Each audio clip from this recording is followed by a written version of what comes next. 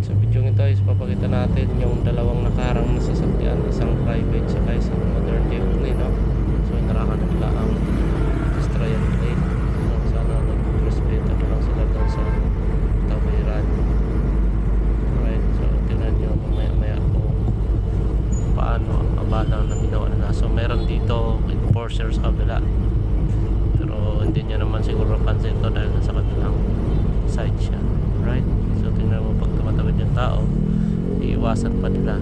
Pagdating naman dito, iwas din. Kaya sana naman sa dalawang driver ito, sa sunod naman sana respetuhin ang pedestrian lane, hindi yung nakahambalang kayo dyan. Right, sa tingin nyo mga kasusin, anong gagawin natin dito sa mga ganito? Sana makita ito ng pamuna ng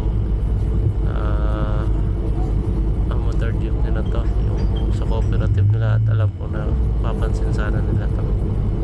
Okay, sa mamang driver, sana sa sunod respetuhin mo naman ang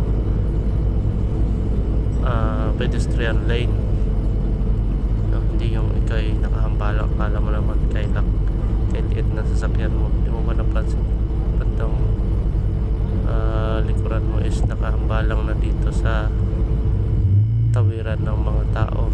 Alright, so tingin nyo mga kasusi, tama ba or mali at ginagawa ng dalawang driver na to na nakahambalang sa